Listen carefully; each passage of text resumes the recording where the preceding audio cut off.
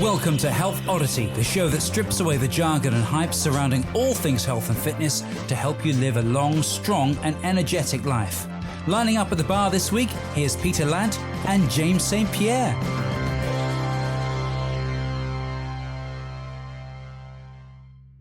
Hello and welcome to the Health Oddity podcast, episode 246. Now, if you are listening on the day of release, as I know many of you do, it is Friday the 16th of May. So we are heading towards June and towards summertime. And it's just Pete and myself today talking and sharing some thoughts and things. And we've been talking and I've said, let's start the podcast recording. So we start talking and I can feel us going into good content, and talking about stuff that we'll probably just have to repeat when we start recording. So we've started recording now. Before we go on, I'll quickly touch base with Pete and see how he's doing in Bath. I just want to say, if anyone thinks, we'll start out with the disclaimer that if people think this episode is rubbish, the stuff we talked about before we hit record was exceptionally good. And you missed it. We're sorry, but never mind. These things happen. No, I kept going into things. No, let's start. We'll talk about. Are you doing all right, Pete? I'm doing very well. Yeah. I'm busy, but it's good busy, if that makes sense. Yeah, it's busy, but you're moving towards something meaningful, aren't you? So yeah. I've got a purpose. Well, that's I've finally found one. Yeah, well, that's great. That's brilliant. I mean, that's because it's only at the time this goes out. It's only probably, I can't remember the date that we're coming to Bath. It's only about a month away, I think. Yeah, we need to get that sort. I'll talk to you. I was meant to talk to you about that before I hit record, and I forgot. Now you've reminded me. That's all right. But nobody wants to hear about that, so we'll do that. No, after. But no, I think that's coming round quickly, so that's great, and that's great. And so we're going to be talking about some stuff today. But just to recap, because I think every now and then I say this to Pete, because we kind of set out to probably once a month have an episode where it's just the two of us kind of unpacking previous guests and discussing what's going on and what things we've learned and what we're doing, and it often we run away with big chunks of guests, because the last 7 weeks, the last 7 episodes, we've had guests on. We've had fantastic guests on the last 7 weeks. So just to do my pick of the pops, as I usually do on these episodes, if you haven't listened to any of these and you wish to, then go back and listen to them. But going right back to episode 239 was with Gemma Wesson, and she was talking about the Stronger Women Academy in Teesside. Then we had Pete Linnett on episode 240, who was the multiple times world's strongest disabled man and world bench press champion. That was a really interesting conversation with Pete, who was born with spinal bifida, and we learned a lot on that one. Then we had Andrew Burton on episode 241, who was the world's strongest firefighter. And he just won the Arnold Pro-Am Strongman competition out in Columbus, Ohio. That was great as well, where I think, Pete, you dropped a Steve Martin Roxanne reference from 1987, which went right over his head. I know, that was when he went, I wasn't born yet, and I was like, oh, and then the next episode we had episode 242 with Mike Tiktinsky, which was a really great episode. 78 years old, state record holding powerlifter who only took up strength training when he was 58 after having prostate cancer. That was really good. We'll probably touch on that episode a bit today as we discuss things.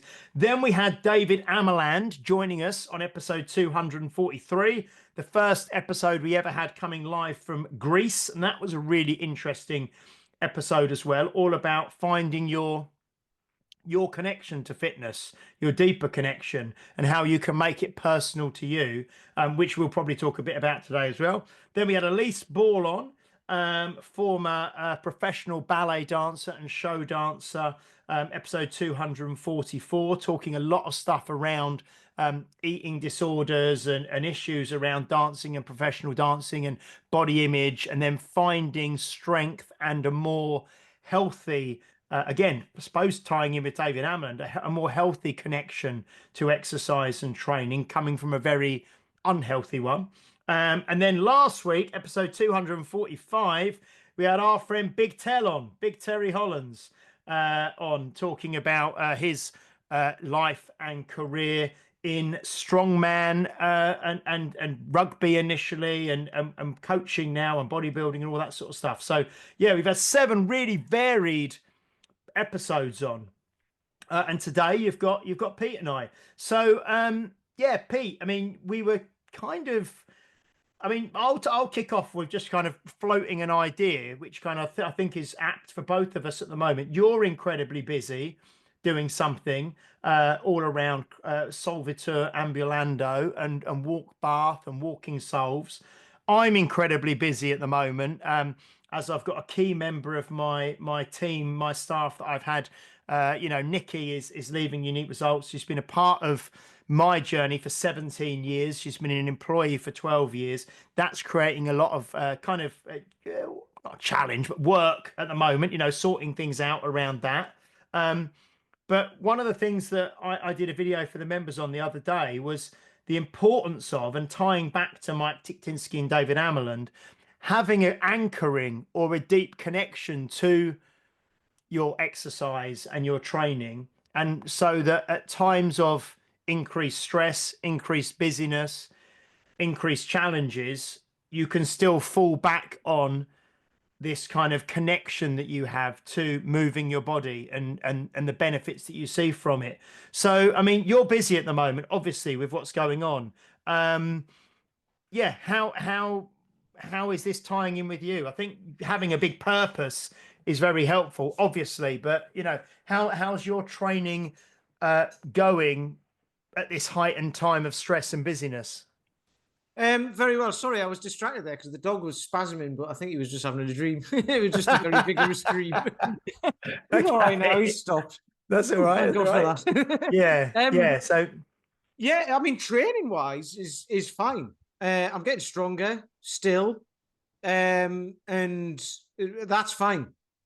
What was interesting was what we were talking about, the fascinating stuff we were talking about before press record, was just about, like tying in training with, like, right, when you get a goal. We've spoken about this before, but it's interesting when you hear a lot of, and we've spoke to a lot of athletes and, people who've won medals and won competitions and, won world championships and all of this sort of stuff. And then it's like, well, what happens next?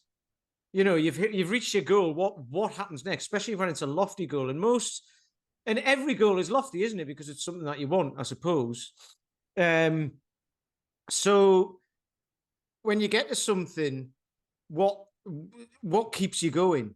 When you get your result, when you lose a couple of stone or whatever it is, what keeps you going? And that's what you're saying about, like, the connection to it and the purpose and all of that. And we were talking about it within business because we're both, like, it sounds like we're having a similar sort of thing at the minute. Like, I've started something new, and it's not new anymore. And it's got to a point now, I'm like, right, well, how much further do I take it? And I know how much further I take it because it's not all planned out, but I've got a vision for it and where it's going to go and all of that. And I keep coming up with new ideas because it's got a life of its own. I can't stop doing it. Same with training. I can't stop training. I could, but it's going to take me back to somewhere where I don't want to be. So I think it's hard to explain what the connection is to it, like the actual connection to the training, to business, to whatever. It's really hard to explain what that connection is because it's personal to me. And yours is personal to you. I wouldn't want to run a gym. I've never have. But I was in the world. Nor do I at the moment. No, but you know what I mean? You've done that for so long. But you were saying, you've got a new business coach and all that sort of stuff. Because it's like, well, you run it for so long, but everything stagnates, doesn't it? Everything has to keep moving. Even if you've got a great thing, it's a great thing until the next great thing comes along. And then you're like, oh, it's out of date now. It needs to move with the times and all of that. And we do as well. I was thinking about this last week or this week or whatever, I can't remember. But I was thinking about, like, stagnation, and stopping moving.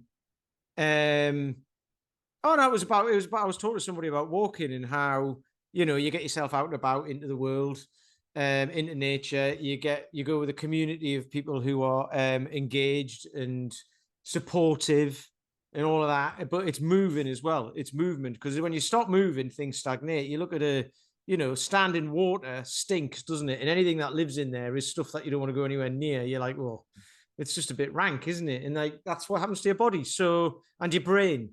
So a bit of a ramble there, but that's kind of, if I stop any of this, that's what happens. I become like a stagnant, not even a pond, because ponds are living, they've got plants in that, clean them and stuff like that. So it's standing water, but it doesn't necessarily get dirty because it's like an ecosystem, isn't it? Yeah. But like stagnant water, that's just like, a ditch water that then just, we had a leak outside and had a paint pot underneath to catch some of the water, and there was things living in it and everything. It was horrible, and it stank. So I just had to get rid of it. So anyway, yeah. What about But you? I think without that, yeah, but because I did a video for my members the other day, in the ice tub, like I often do, and I kind of said, I was asking for their feedback, like, because what I kind of said was we've got about 130 people, say, who train at the members at the gym, and some of them are absolutely there. They've got that connection to exercise, that connection to moving, that kind of. And I said it's not really like a why, because I think if you say, "Oh, I'm training because of my kids and because of this and because of that," but it's got to be something like deeper inside you that kind of connects you to it. And I said that I just know how much better it just on a personal level. Once I've moved, once I've exercised, once I've trained, I feel so much better in my body, in my mind. My mental health feels better. My clarity is better. I feel more positive. I feel more productive. All this kind of thing. So that's kind of a connection that's kind of different from your why, which is, to be a great dad or whatever. It's kind of a deeper connection to it. And I kind of ask people to give their stories or their experiences, because the people who are really consistent with training and it's become just a part of their life because they have this connection to it, I wanted them to share their experience to maybe help the people who, because there are people obviously who struggle, who I said they train because they feel they should, and they're the kind of people who maybe stop and start a bit, or they're not very consistent with training, or you might see them a few times one week and then you won't see them for 2 weeks. So it's how we can help those people foster and forge this connection to moving. Because until you get that, and this is what David Amerland was saying when he was on, until you get that, you feel like you're kind of having an internal battle and an internal struggle, and you're fighting a losing battle, really, because your conscience, you're consistently trying to, your conscious brain is trying to fight with your unconscious and your subconscious to get you to do something you don't really want to do. Do you know what I mean? So until you actually want to do it deeper, Yeah. you're just gonna, you're banging your head against a wall, because we've said loads of times, haven't we? Your actual conscious mind, it only operates probably about 5% of what you do, and everything else is underneath the surface. Well, that's the thing when you say your conscious brain's battling your subconscious brain, but you don't even know it, because your subconscious, if you're not even aware that's yeah, not aware that it's there, but aware what it's saying to you, and you're trying to tell yourself something different. That's where people get that, like, the low level of anxiety and stuff. There's something up and they can't figure out why, because they're telling themselves they need to do something, but there's something over here in their subconscious, totally out of their awareness, telling them not to bother. So, and that wins. Like it's yeah. Because I suppose Wins every time, most people can relate to having these internal dialogues and these internal battles of even a simple one. Are you going to train today? And then there's so many things pulling you. No, you need an extra rest day, or you really should spend more time with the family, or you could be, mowing the lawn, or whatever, or actually, yeah, whatever it is. Your brain will come up with hundreds of excuses not to.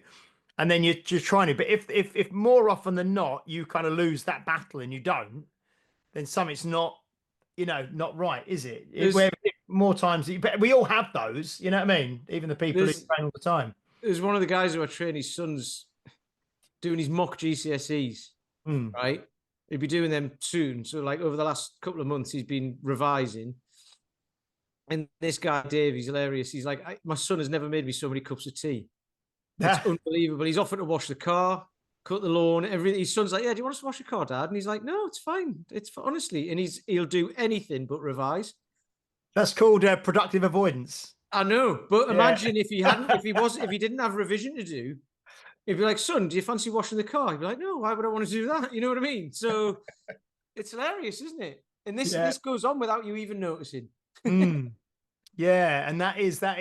Yeah, your brain giving you so many other things to do other than the thing that you know it needs to do or you need to do. Yeah. Deary me.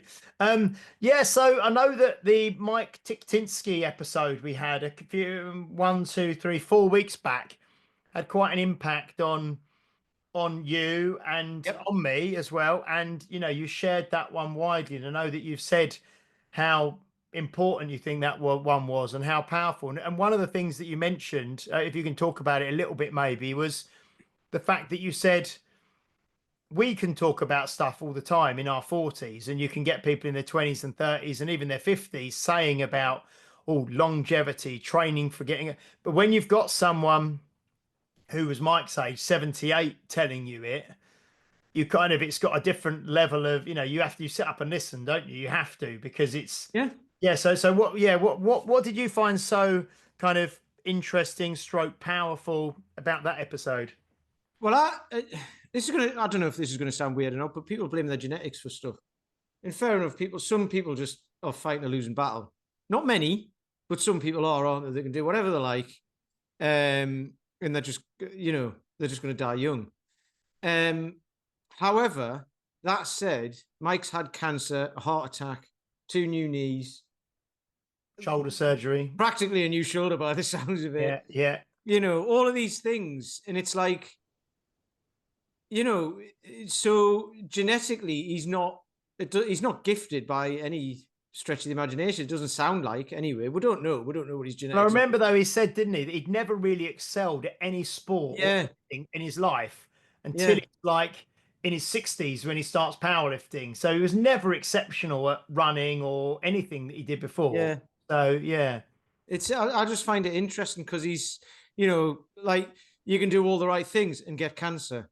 All these things in the world that cause cancer and then don't. And then a new study says they do. And then, it's all right, actually, now. You can have a glass of wine, but not 2. All of these things, I mean, it's hard to know, isn't it? You could live the cleanest life and get cancer and live like, well, Keith Richards is the prime example, isn't it? You know what I mean? You can do whatever you like and live forever. So it's like, there's so many different factors. All like any study, Paul McElroy's talked about this, hasn't he? You have to be careful of studies because who's done it, who's funded it, and all this. But like when studies say that they've taken away all different factors and stuff like that, it's like, yeah, but you can't really, can you? I get it, and it's got to be done, and it's for like, we've got to do these studies and stuff like that because they do bring through breakthroughs and all of this. But someone like Mike proves that you can overcome stuff, like big stuff as well. Like prostate cancer is not no small thing, is it? Quite literally, because it'll end up massive. But it makes me think that I'm on the right track doing what I'm doing, because the other thing I was thinking about as well, and it didn't get on my nerves, but there was a couple of things on telly recently, and they were talking about how movement's good for you and movement snacks and all of this sort of stuff. And I'm like, right, we've been saying this for years. Phil McDougall goes on about movement snacks all the time, doesn't he? And so does Dan John and stuff like that. And then there was another thing, and they were talking about blue zones. I can't remember what it was, but there was some people traveling around them somewhere, and they were like, you can go to the gym, you can eat healthily and get some sleep and all of this sort of stuff. But if you're stressed, that's the problem, because that'll kill you. And in these blue zone areas, that's where people don't wear watches and all that. They don't know what time of day it is. They just go out fishing and then they feed the family when they're hungry. And when the sun goes down, they know it's night and all of this sort of stuff. And they're still like, and these aren't like remote villages. These are people like in Greece and Italy and stuff like that who just live a slower paced life. And it's stress. The reason why they live longer is because probably is because they eat well and they eat off the land and all that sort of stuff. But there's just zero stress there. And I think I don't have zero stress, but I have less than I used to, because what I'm doing with walking solves and all that sort of stuff is feeding me. And actually, the stress that comes from it is more excitement. If something goes wrong, it's like, right, what can I do about it? Because whatever it is that's gone wrong, if I fix that or do it a different way, it'll make it better. And then it definitely won't lose. So then when I look at Mike, he clearly had a job he loved. He's retired from that. He's clearly still in it, because I'm now friends with him on Facebook, and he's political, but not in a like inflammatory sort of way, but he's got a political stance on things, but it sounds like quite measured and all that sort of stuff. But, so he cares about things, but he doesn't get too stressed about them by the looks of it. And he eats well and he laughs a lot, doesn't he? He was laughing a lot. Yeah. Exactly. So he's just, he seems to be like you want that experience of a kid like seeing something for the first time. And it seems like he's like that with everything, which I think is brilliant. And the one thing with those, I know the blue zone thing has kind of been partly, debunked or whatever. But one thing that you can say there, you just got to look at the commonalities. And the one thing that is massive, and I can't remember what I was listening to the other day. It was a podcast. Might have been one of ours. It might have been someone else's. But the importance of social connection, and community, and like you said, having a purpose. And like Mike had the guy who lived opposite him who wants to go into the Marines, that came and trained his garage and stuff like that. And there's those things that are kind of, they're nothing to do, well, on the surface of it, they're nothing to do with health, that you wouldn't think about. You always think with health, you think about smoking, drinking, exercising, sleep, stress, all that kind of stuff. But just having a happy kind of life, and having friends and family around you, and all of that sort of stuff is massive, isn't it? I mean, it's that's where I think you see real happiness in people as they start to get older. And loneliness is a killer, like absolutely for any age, you get, loneliness at any age is a horrible thing, when you feel like you're on your own. Yeah. I mean, that's a big thing with what I'm doing. It's a big thing with what you do, to be honest, because it's like, you've got a community within the gym, and you'll go skiing, and you have a Christmas party, and you come and walk in, and all that sort of stuff. You all do things together, don't you? And that's what it's all about. And we've spoke about that before, haven't we? You don't have to join a gym. You don't have to go walking. You don't have to do anything. But when you do something, pick something that you're going to enjoy doing, and you're going to want to do again and again and again. Because if you pick the whole comfort zone thing, and doing things outside of your comfort zone that you don't want to do and getting uncomfortable is great.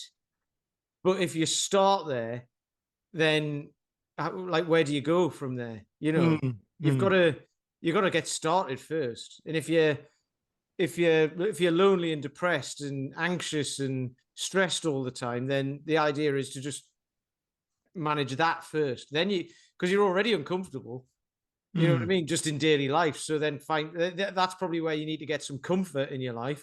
And then later on, you can start to challenge yourself a bit more, because it's just challenging just to try and get out of that, isn't it? It's challenging for some people to get up in the morning and have a shower and go to work. Yeah, we had a new lady sign up to the gym. I just saw her today, called Jane Ford, and her and her husband John both joined, but they came in today, but separately, to do their kind of initial John Ford, the famous film director. No, not the famous film director. No. And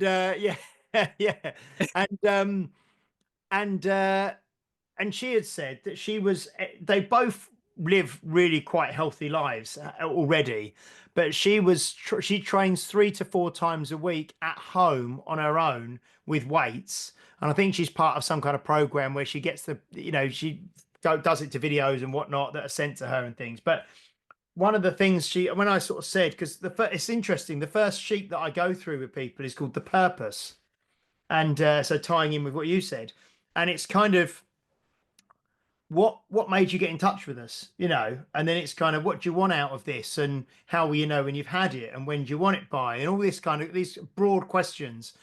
And one of the first things she said was, I'm sick and tired of exercising on my own at home.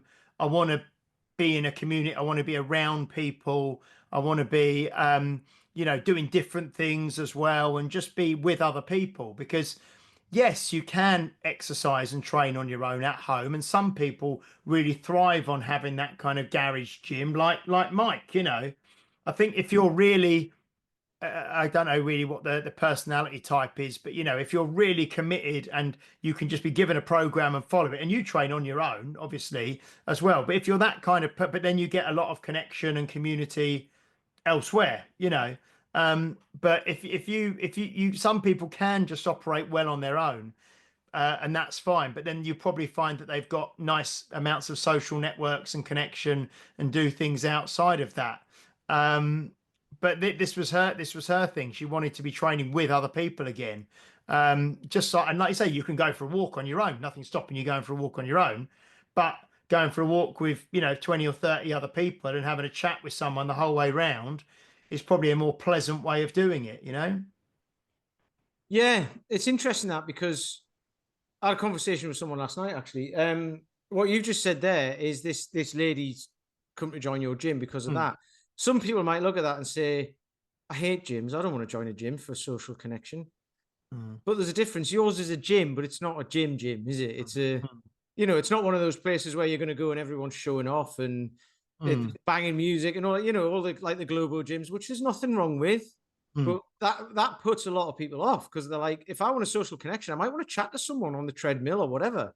It doesn't matter how the social connection works if that's where you want to go. So people say gyms are a great place for that, but those are people who love gyms. But yours is a great place for that, because it's not like that. You've got a coffee area and all of that sort of stuff. But somebody was saying to me on the walk last night, she's been trying to rope her friend. She says she's now a walking Sol's ball. She was at a party. She's a recruiter. She's she was at a party the other week. A raving fan. Yeah. She was at a party the other week telling her friends about it. And one of her friends was like, I can't think of anything worse than going for a walk with a bunch of people. It just seems awful, because like you're gonna have to go at a different pace that you want to go at, and you're gonna wait around for people and all of this. And number one, it is going for a walk with other people, with a bunch of people, but you end up talking to like 2 or 3 people. But then what happens is you end up going through a gate or something, and then you end up talking to someone else, but you're not walking around in a group of like 50 people. And also there was another lady there as well who said she thought she would have been like that like 10, 15 years ago, as I would have been. I would have been like, why do I want to go walking with a bunch of people who I don't know? Like, what's the point? And I still wouldn't want to do it all the time. I do it twice a week at the minute, and then every other walk is with Sid. It's me and him, or me, him, and Sean. And I love that as well, because then I can get to go at my own pace, and I can go wherever I like. Whereas on these walks, we'll have to go at the pace of the person at the back. Or we can walk faster, but we'll have to regroup and all of that. But yeah, this lady had said, her friend had said, why would I want to do that? But she's never tried it. What she's doing is basing it on all walking groups that she's ever seen or thought about. And she's got this thing in her head of like walking groups are just full of like stuffy old people, or people stop and have sandwiches or don't have a good time. They're there to walk and be serious about it and all that. And it's like, no, it's not like that at all. We'll just go for a chat. The walking thing happens is just a way of doing it, like a facilitation. So there's one of those, that's one of those things of like finding the purpose, of finding a connection in a community, in a supportive community, engaging community. So if you join somewhere that's just full of people and you don't speak to anybody and all of that, you can be in a room full of people and feel lonely. Mm. I mean, that happens very often. But if you join something that actually has a connection and people are engaged, as in people will talk to you, people will try and help you, and then people are supportive as well, it's, you're onto a huge winner. That's the community you want to be around, isn't it? Mm. Definitely. I mean, I know that when we do when we do the walking weekends previously, say there's, I don't know, 15, 20 of us, I'll talk to different people throughout the walk, like you say. So you start off walking with someone and you have a chat for, I don't know, it could be an hour. And then you realize there's someone a bit further back who might be on their own. So I drop back and have a chat with them and talk with them for the next hour. And then, you sit down, you have a little break and you chat to someone else. So you're talking to different people all the time. And it's the same with the ski trips that we do. I'll be chatting to different people at different stages of the day. And it's just talking to someone and having a conversation like we do when we get guests on here. It's a lovely way to spend your time, really, isn't it? I I think love it. Yeah, it's great. it's you get to know, like when we have people on the podcast, like I always say, like when we had Elise on a couple of weeks back, um or Gemma Wesson, or they're people you've met, but you meet, usually when you meet someone, you have a bit of small talk with them, and it's a 5 minute chat, and it's just pleasantries. Um, but when you actually talk to someone on here for an hour, or you're walking with them and you talk to them for half an hour, and that's a proper conversation. You get to kind of, you might just start off by talking about, I don't know, what's on the TV, or the news or weather or whatever, but you'll find some common ground, and you'll get to a deeper conversation. I'm pretty much sure that happens that for everyone on your group. You find Well, that again, you find that actual connection, not just small talk, yeah. you find a proper connection. Well, well, Elise was that was brilliant because I had a perception of her from our social media because I've never met her, and I had a perception of what she was like from our social media, but she was nothing like that. Mm, But you make that perception, don't you? You can't help it. mm, So yeah, but I didn't know her, and I thought, okay, she's this person. She's and I didn't know her whole backstory. And then when you look at it, I mean, like when I say she's this person, I didn't have a deep perception of her. I just thought that's this. She looks like this sort of person, whatever it is. I don't know. And she was completely different. mm. I thought she'd been some successful ballet dancer in the past and all this, and it's like turns out she wasn't, and there was reasons for that, which were beyond her control. So it's like, well, then there was lots of consequences to that as well. You don't see any Mm. of that. You know what I mean? And if everybody knew that, they wouldn't write any nasty comments about her, would they? Not that you get to that, you know what I mean? But like, you just wouldn't. You'd be like, No, well, no. I mean that's that's the nature of social media. well, no, yeah. But this is the Nasty thing: if you comments, knew the yeah. backstory, you just wouldn't, would you? Mm, But what else? Oh no, the talking thing and the getting to know people is amazing because some people will turn up and give you their life story in the first walk. Other mm, people don't speak. And what tends to happen is over like 5 or 6 like different walks or 5 or 6 weeks or whatever, people will be chatting away. This will happen in the gym as well. It happens wherever you go. Some people are more open than others. Some people will just sit in the background, listen to conversations, and they're like, oh, these are the kind of things that they talk about, and this is okay. Um, but then they'll just be having a random conversation 6 weeks down the line. They might have met this person 2 or 3 times. They'll say one thing, and then all of a sudden it's like, oh, I'm into that, or I've had that experience, or my marriage broke down like that, or whatever. You know what I mean? And then all of a sudden they've made this connection, and then they're swapping numbers at the end and going for coffee and all of this. It's like I mean, that happens with your place. You've got lots of people who've made friends and everything, haven't you? So I love it. Recently, no, actually, you don't. I was thinking you've been on one of the ski trip. I don't know why I thought you'd been on the ski trip. You haven't, but there's a couple of people who've been skiing together and that see each other on the gym trip, but then they don't really see each other at the gym much because their paths don't kind of cross. They don't train at the same sort of times, really. And the other weekend, I think they were both in training, and then they just were both happened to be training at the same time, and then they went round the corner to like and had a coffee together after, just had a catch up, and it's so nice when you get that. And they're both people in there. Well, one of them is Sue Collins, who's been on the podcast, who's late 60s, and Hugh is, I'm not sure he's retired, he's 60s probably, but yeah, it's lovely, that kind of connection that the people get. Yeah, no, it is nice. And I think that's what we need. That's what So you've got a connection, obviously, with others, which we've kind of moved on to a little bit. But we need to find this connection ourself to movement and to exercise, and connection with others can help you adhere to that, certainly. But I think without that, you're always, you're kind of you're trying to train because you think you should, rather than it's what you want to do.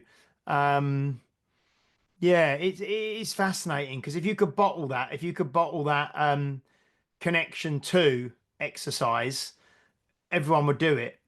Well, we were talking about this with David, weren't we? And it's like Mm, the actual things that you do are pretty much the same for everything. mm, But the idea is that it's the connection to it that is the thing. mm, Because which will then mean you'll go and do the thing. mm. So the ultimate outcome is to do the thing anyway, but it's doing it willingly rather than Forcing yourself. than forcing yourself to do it. Yeah, and that's where the whole willpower thing comes in and everything, doesn't it? Mm, mm, Whereas no, it's like you just get up and it's something that you do. It mm. becomes a habit. I mean, there's so many different ways to think about that, and there's so many ways of explaining it. But trying to explain that to somebody who doesn't get it, and I don't mean that in a horrible way. I just No, doesn't get it because it's they've not. never done it. It's like, well, you've got to, and you've got to kind of, you don't necessarily need a purpose immediately, because it might just appear, Mm. and it probably will. When you start to get those feelings, it's like the form over. Oh, form No, over function. function comes before form or Yeah, whatever. yeah. Form follows function. Yeah, yeah. Yeah, so you just get moving, get walking, do whatever, and then suddenly you've lost a couple of stone. And then Mm. you're like, oh, I look better and I feel better. Do I feel better because I look better? Or do I feel better because I've been going out walking, or I've been to the gym? It's like, it doesn't matter. Yeah, It doesn't yeah, matter. You yeah, just do. So yeah. that's a good thing. Now build a connection to that. And then what happens from there? You know? Yeah, there's one lady at the moment I'm really trying to help, for a long time, really, for a number of years, who is one of these kind of people who it's hard work for her it's a fight to actually just move and to walk and to do anything. Got a lot of kind of maybe health issues, and quite big, and moving is difficult and stuff like that. And it's so it's so heartbreaking. Do you know what I mean? When you want this for someone, do you know what I mean? That you just, if there was some connection there, if there was a true connection there, it would, you know, she would start doing stuff willingly and start feeling better, but it's always, stop, start, this excuse, that excuse, this thing comes up, that thing comes up, two steps forward, one step back, yeah, that's why I kind of, yeah, not everyone, like, just like some people are always going to struggle financially. Do you know what I mean? Yeah. And some people are always going to struggle health wise, and some people, you know, will always struggle with other things in life, and some people will be drug addicts, and some people will be alcoholics, and some people will be addicted to food, and some people, you're never going to get to a point where everybody's, functioning well, I don't think. But Well, no, you're not. But I mean, there's ways out of all of that. But oh yeah, but it's that's kind of on an individual, isn't it? I well, think. this is what I was going to say when you were saying you were like, oh, it like kind of breaks your heart, and it's like you can want something badly for somebody, but if they Mm, don't want it, or if they don't even know they want it, you've got no chance because your brain yeah. believes you and only you. It doesn't believe anybody else. Someone will tell you something, you'll be like, oh yeah, yeah, yeah, and your Mm, brain's going like, nah, in the background, but you'll agree with them and then go off and do something completely different. And we see it all the time, mm, and the thing, Paul Mort talks about this all the time, is what people say, I'm committed to doing this. And it's like, well, how you look or the things that you do, your actions or the state of your bank account or whatever, say something completely different. You say you're committed to something the opposite. You know what I mean? yeah. I'm committed to building a business. I'm committed to saving money. I'm committed to losing weight. I'm committed to going to the gym every day. It's like, well, something says you're not. You know, and Yeah. it's harsh, but it's like those things don't lie. The results, Mm. the outcomes don't lie, do they? They are the thing. They are the result of what the actions that got you there. Like, what does it look like in 20 years? What you Yeah, look because I like think the in thing is, people say there's something I read. This isn't the exact quote, but it's something like, people will judge you based on your results, not your goals. yeah, You know what I mean? Doesn't matter how fit you want to be, or how whatever you want to be, or how much of a good person you want to be, or how big a business you want to have. yeah. It's judged by what you've actually got, and because what you've actually got is the result of what you've actually done. Do you know what I mean? Not But what you're saying you're going to do in the future. there's another step to that as well, because like it doesn't matter what people judge you about or not.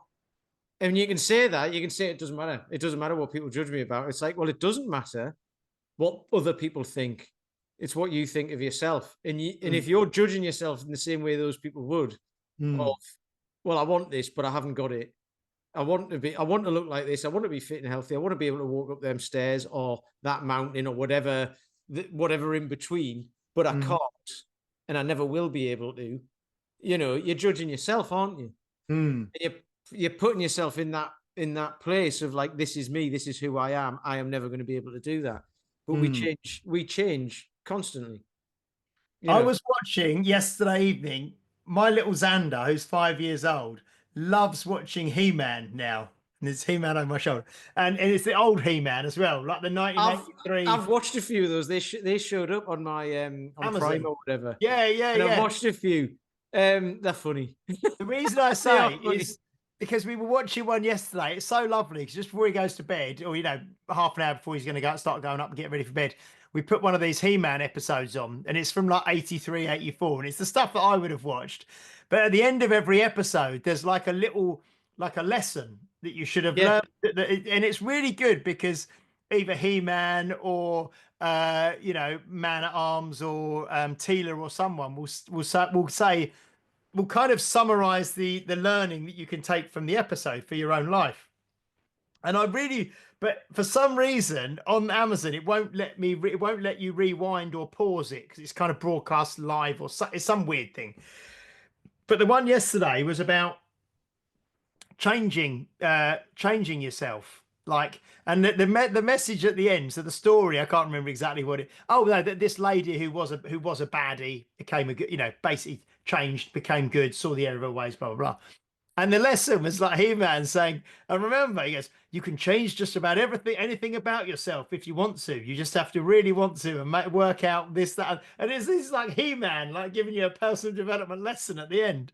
But it's so true, like anything you don't like about yourself or that you can't, you can change, you've got power to change and blah, blah, blah. yeah. And it's a really, really good I'm really, really enjoying watching it again because it's nostalgic, but I just love seeing how much he loves it as well. I remember those end bits being really cheesy.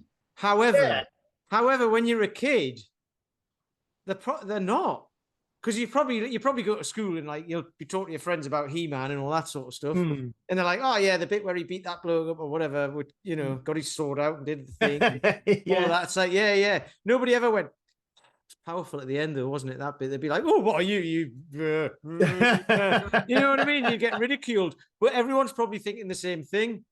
Because everyone wants to be He-Man, don't they? So they'll be Yeah. watching it. You've got the most perfect man in the world with rippling muscles and all that sort of stuff, who's the most moral man in the world as well, telling you can change yourself. Because I don't have to, because I'm perfect, but you can. But no, they're really interesting. They're really Yeah, like little personal development nuggets for kids. yeah.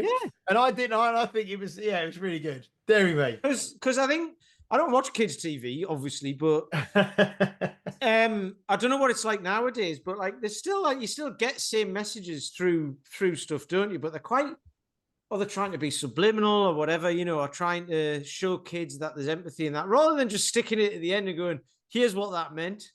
Mm. You know what I mean? But Yeah. then, these days there's probably an element of like, well, I got something different out of it and I didn't think it meant that. And I think for myself and did it and all that. And it's like, right, here's what, but it's like, here's Yeah. what we're trying to do. We're just trying to help, because some people feel like feel like they're not good enough sometimes, and we were just trying to say that you are because everyone is. Yeah. So there you go. And it's good as well because it's 83, and I think that like we're going off on a He-Man tangent here, but it's 1983, but and there's no like forced stuff in it, but like Teela in it is like because you got Man at Arms is Teela's dad, Yeah, and he's like stepdad. No, he's a guardian. He's not a real dad, is he? okay, but she's like the chief of like all the guards, and she's like the head of Yeah, the army and stuff, and so it's like a female being like the chief of guards, the head of the army, but it's not like made a big thing of like. It's like a yeah, big kind of like trying to be, I don't know, woke or trying to push an agenda. It's just she is, and it's just like you think back to like things like Sigourney Weaver in like yeah, Aliens. She was like the strongest like action hero in like the 80s, and it just was that, you know. yeah. It was but yeah, anyway. Right. I want to say before we go today that we have dates now. It's like I say, it's the 16th of May if you're listening when this comes out. But we have dates for Britain's Disabled Strongman this year now. It's in September. It's the 13th and the 14th of September at Brunel University in London. Pete and I will both be there again, won't we, Pete?